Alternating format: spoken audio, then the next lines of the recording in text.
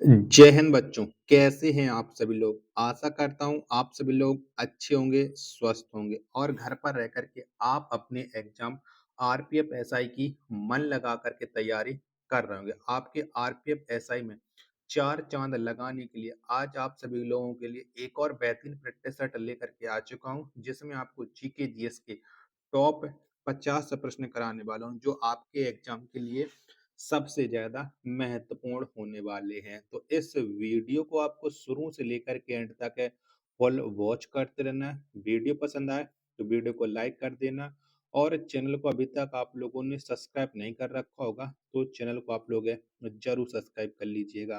तो चलिए फिर शुरू करते हैं। तो पहला प्रश्न आपके सामने आ जाता है। कठोपनिषद में नचिकेता नामक एक किशोर और देवता के बीच हुए बातचीत दर्ज है। निम्नलिखित में से कौन सा देवता नचिकेता से बात कर रहा है? तो नचिकेता से जो बात कर रहे हैं वो देवता है भगवान यम। यानी एक का ए ऑप्शन राइट आंसर हो जाएगा। दूसरा प्रश्न है कि किस राजा की कहानी मुद्रा राक्षस नाटक का विषय है? तो बताओ कौन से देवता की कहानी, कौन से राजा की कहानी है? तो मुद्रा राक्षस जो कहानी का नाटक का विषय है वो चंद्रगुप्त मौर्य का है। यानी दो का डी ऑप्शन राइट आंसर हो जाएगा। तीसरा प्रश्न आ जाता है कि मुंबई के निकट एलिफेंटा की गुफाओं में स्थित मंदिर डॉट डॉट को समर्पित है। तो ये मंदिर किसको समर्पित है? तो एलिफेंटा की गुफाओं में जो मंदिर है ये मंदिर समर्पित है भगवान शिव को। यानी तीन का डी ऑप्शन राइट आंसर हो जाएगा। चौथा प्रश्न आ जाता है आपके सामने कि वेंकटेश्वर जिन्हें वेंकटचलपति श्रीनिवास और बालाजी के नाम से भी जाना जाता है, हिंदू भगवान डॉट डॉट का रूप है। तो ये कौन से भगवान हिंदू भगवान का रूप है? चार का आंसर तो ये भगवान विष्णु का रूप है। सी ऑप्शन राइट आंसर हो जाएगा। पांचवा प्रश्न आ जाता है आपके सामने कि बाबर की आत्मकथा बाबरनामा किस भाषा में लिखी गई थी? तो बाबरनामा को जो लिखा गया है वो तुर्की भाषा में लिखा गया। यानी पांच का डी ऑप्शन देने वाले सभी लोगों का राइट आंसर है हो जाएगा। नेक्स्ट प्रश्न आ जाता है प्रश्न संख्या 6 है आपके सामने कि निम्नलिखित शहरों में से किसे प्राचीन समय में डेनिस डेसी नडून कहा जाता था? तो ये कौन से शहर को कहा जाता था? तो ये कहा जाता कोल्लम को। 6 का ए ऑप्शन देने वाले सभी लोगों का राइट आंसर हो जाएगा। सातवां प्रश्न है आपके सामने कि ए नेशन इन मेकिंग नामक पुस्तक के लेखक हैं। तो बताओ इस पुस्तक को किसके द्वारा लिखा गया है? A nation in making. इस पुस्तक को लिखा है सुरेंद्र नाथ बनर्जी ने। सात का बी ऑप्शन देने वाले सभी लोगों का राइट आंसर हो जाएगा। आठवां प्रश्न है कि भारत के राजनीतिक प्रयासों का लक्ष्य स्वराज था। दादा भाई नौरोजी ने इस लक्ष्य की घोषणा कब की थी? तो बताओ कब की गई थी? तो दादा भाई नौरोजी के द्वारा इस लक्ष्य की जो घोषणा की गई थी वो कलकत्ता अधिवेशन 1906 में की गई थी। यानी 8 का सी ऑप्शन है वो राइट आंसर हो जाएगा। अगला प्रश्न प्रश्न संख्या 9 है आपके सामने कि बंगाल सती विनियमन 1829 भारत के किस गवर्नर जनरल के द्वारा लाया गया था? तो ये किसके द्वारा लाया गया था भारत बंगाल सती विनियमन? तो ये लाया गया था लॉर्ड विलियम बेंटिंग के द्वारा। 9 का बी ऑप्शन देने वाले सभी लोगों का राइट आंसर हो जाएगा। चलिएगा अगला प्रश्न आ जाता है प्रश्न संख्या आपके सामने 10 है कि निम्न में से कौन सा रोजगार के तृतीय क्षेत्र का उदाहरण है? बताओ कौन है तृतीय क्षेत्र का उदाहरण? 10 का राइट आंसर तो ये शिक्षण हो जाएगा। 10 का डी ऑप्शन। 11वां प्रश्न आ जाता है आपके सामने कि किस पंचवर्षीय योजना का उद्देश्य खाद्यान्न उत्पादन में तेजी लाना, रोजगार के अवसरों में वृद्धि करना और खाद्य कार्य और उत्पादकता पर ध्यान केंद्रित करते हुए उत्पादकता बढ़ाना था? तो ये किसका था? तो ये था सातवीं पंचवर्षीय योजना का उद्देश्य। 11 का डी ऑप्शन राइट आंसर हो जाएगा। 12वां प्रश्न है आपके सामने कि निम्न में से कौन सा देश बिटकॉइन को वैध मुद्रा के रूप में स्वीकार करने वाला दुनिया का पहला देश बन गया है? बिटकॉइन को वैध मुद्रा के रूप में स्वीकार करने वाला जो देश है वो अल सल्वाडोर है। ये दुनिया का पहला देश बन गया है। 12 का डी ऑप्शन राइट आंसर हो जाएगा। 13वां प्रश्न आ जाता है कि निम्नलिखित में से कौन कभी भी रिजर्व बैंक ऑफ इंडिया के गवर्नर नहीं थे? तो बताओ इनमें से एक नहीं थे कभी भी। तो के कस्तूरी रंगन ये कभी भी रिजर्व बैंक ऑफ इंडिया के गवर्नर नहीं रहे हैं। 13 का ए ऑप्शन राइट आंसर हो जाएगा। 14वां प्रश्न है आपके सामने कि राजकोषीय घाटे की परिभाषा क्या है? तो बताओ कौन सी है? चौधरी का आंसर आपको बताना है। चारों ऑप्शन आपकी स्क्रीन पर है, शो रहा है। तो राजकोषीय घाटा की परिभाषा कि ऋण को छोड़कर कुल प्राप्तियों की तुलना में कुल व्यय की अधिकता, यानी डी ऑप्शन इसका राइट आंसर हो जाएगा। 15वां प्रश्न है आपके सामने कि सूर्य और धरती के बीच की अनुमानित दूरी कितनी है? बताओ कितनी है? तो इसकी जो अनुमानित दूरी है वो 14.96 गुणा 10 की पावर 7 किलोमीटर है। 14 का बी ऑप्शन देने वाले 15 का बी ऑप्शन देने वाले सबका राइट आंसर हो जाएगा। 16वां प्रश्न है आपके सामने कि पेट्रोलॉजी के संबंध में निम्न में से कौन सा कथन सही है? पेट्रोलॉजी के बारे में आपको बताना है। चारों ऑप्शन आप लोग देख लीजिएगा। तो यह सेलों की उत्पत्ति, संरचना और संगठन से संबंधित विज्ञान की एक शाखा है, यानी ए ऑप्शन राइट आंसर हो जाएगा। चलेगा। अगला प्रश्न आ जाता है आपके सामने, प्रश्न संख्या है 17। भारत के तमिलनाडु राज्य और द्वीपीय राष्ट्र श्रीलंका के उत्तरी प्रांत के जाफना जिले के बीच स्थित है। कौन सा जलडमरू मध्य स्थित है? 17 का आंसर आपको देना है। तो इनके बीच में पाक जलडमरू मध्य स्थित है। 17 का बी ऑप्शन करेक्ट आंसर हो जाएगा। वीडियो पसंद आ रही हो तो प्लीज वीडियो को लाइक करें, और चैनल को अभी तक आप लोगों ने सब्सक्राइब नहीं कर रखा होगा तो चैनल को आप लोग सब्सक्राइब जरूर कर लीजिएगा। 18वां प्रश्न है कि विश्व का सबसे बड़ा अपवाय बेसिन कौन सा है? तो विश्व का जो सबसे बड़ा अपवाय बेसिन है वो है अमेजन बेसिन, यानी 18 का ए ऑप्शन राइट आंसर हो जाएगा। 19वां प्रश्न आ जाता है आपके सामने कि नाइट्रोजन यौगिकीकरण के मध्य से मृदा की प्राकृतिक उर्वरता बढ़ाने वाली फसलें क्या कहलाती हैं? तो ये फसलें कहलाती हैं फलीदार फसलें, यानी 19 का बी ऑप्शन देने वाले सभी लोगों का राइट आंसर हो जाएगा। 20वां प्रश्न है आपके सामने कि भारत की प्राचीनतम पर्वतमाला कौन सी है? बताओ कौन सी है? तो भारत की जो प्राचीनतम पर्वतमाला है वो अरावली पर्वतमाला है, यानी 20 का सी ऑप्शन देने वाले सभी लोगों का राइट आंसर हो जाएगा। अगला प्रश्न है प्रश्न संख्या 21 आ जाता है आपके सामने कि बारी दुआब निम्नलिखित में से किस क्षेत्र में स्थित है? तो जो बारी दुआब है ये स्थित है ब्यास और रावी के बीच में। किसके? ब्यास और रावी के बीच में स्थित है, यानी 21 का डी ऑप्शन देने वाले सभी लोगों का राइट आंसर हो जाएगा।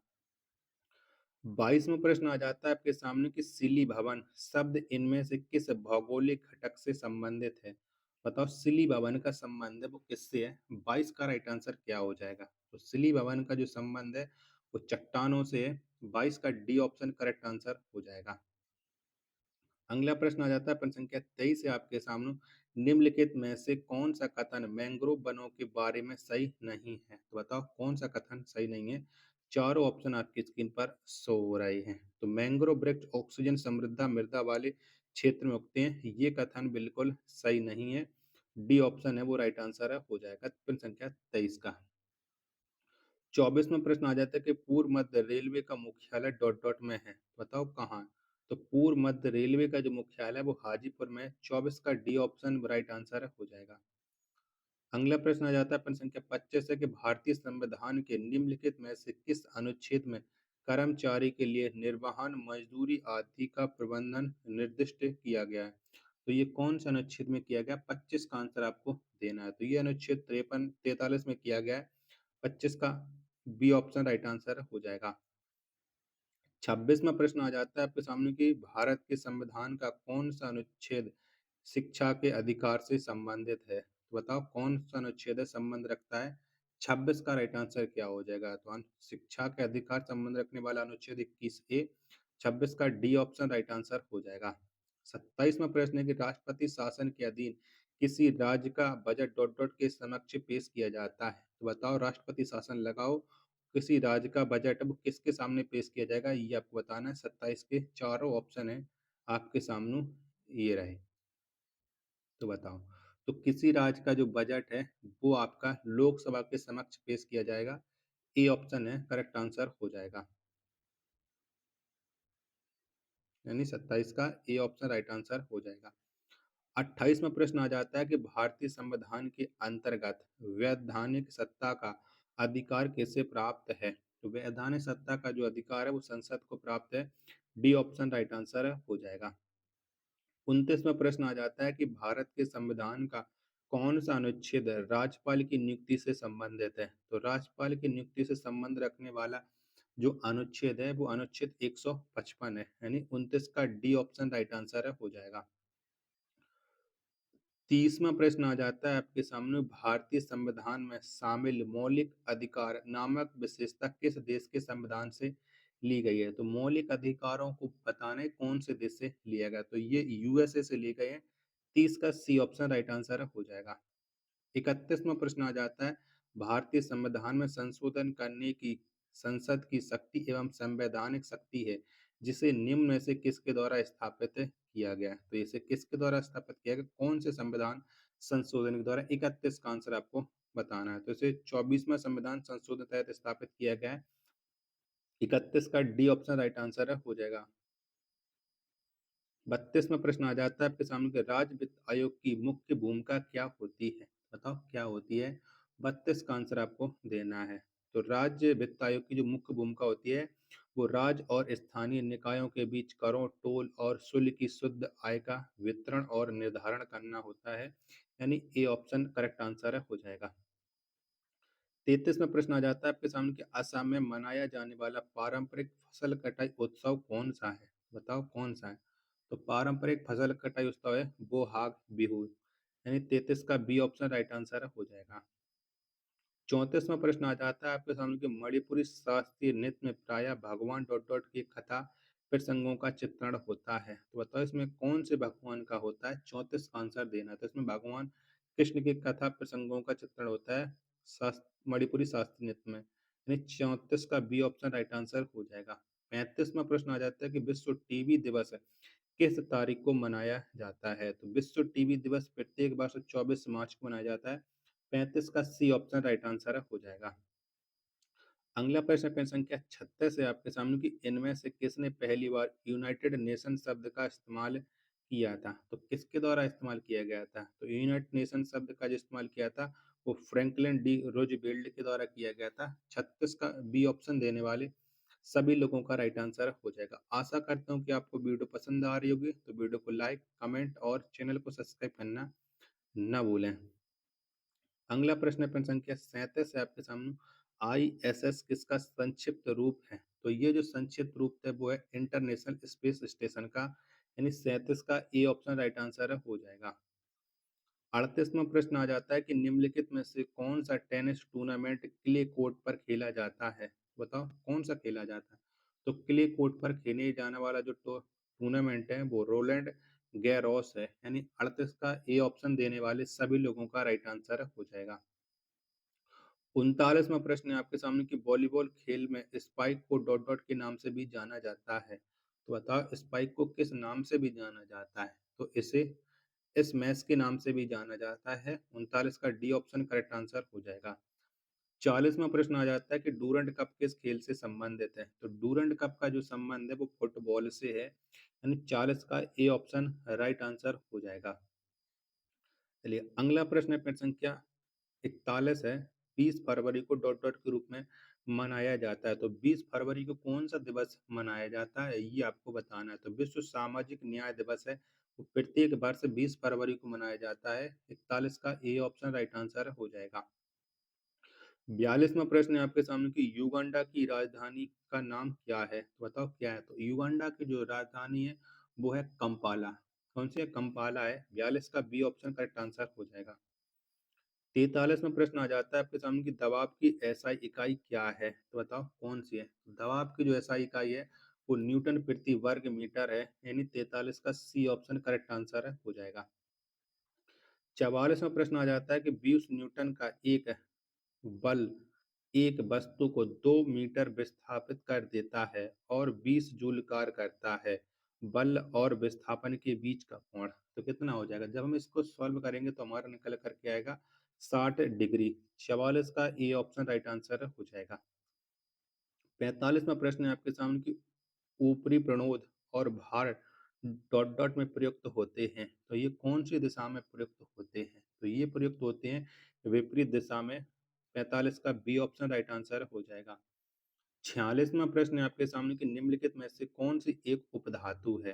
तो इनमें से जो उपधातु है वो सिलिकॉन है। यानी 46 का डी ऑप्शन करेक्ट आंसर हो जाएगा। 47वां प्रश्न है कि एक हाइड्रोजन एटम में कितने न्यूट्रॉन होते हैं? तो एक हाइड्रोजन एटम में न्यूट्रॉनों की संख्या कुछ भी नहीं होती है। यानी 47 का डी ऑप्शन राइट आंसर हो जाएगा। 48वां प्रश्न है आपके सामने कि एनोडाइजिंग प्रक्रिया में किस अम्ल का उपयोग किया जाता है? तो इस प्रक्रिया में जो अम्ल का उपयोग किया जाता है वो तनु सल्फ्यूरिक एसिड होता है। 48 का बी ऑप्शन राइट आंसर हो जाएगा। चलिएगा, वीडियो तो आपको पसंद आ ही रही होगी क्योंकि आपको दरोगा जो बनना है। वीडियो को लाइक और चैनल को सब्सक्राइब करना ना भूलें। 49वां प्रश्न है कि पुराने जाइलम में किस प्रकार के अपशिष्ट उत्पादों को संग्रहित किया जाता है? तो इसमें संग्रहित किया जाता है, ये की जाते हैं रेजिन और गोंद। 49 का बी ऑप्शन राइट आंसर हो जाएगा। 50वां और अंतिम प्रश्न आज के इस प्रैक्टिस सेट का कि मनुष्यों में संतान का लिंग डॉट डॉट द्वारा निर्धारित होता है, तो किसके द्वारा निर्धारित होता है? तो ये पितृ गुणसूत्र पर निर्भर होता है। 50 का डी ऑप्शन देने वाले सभी लोगों का राइट आंसर हो जाएगा। आशा करता हूँ कि आपको ये वीडियो ज़रूर पसंद आ रही होगी, तो वीडियो को लाइक, कमेंट और चैनल को सब्सक्राइब करना ना भूलें। मिलते हैं फिर अपने एक और नेक्स्ट वीडियो के साथ, तब तक के लिए धन्यवाद। जय हिंद, वंदे मातरम।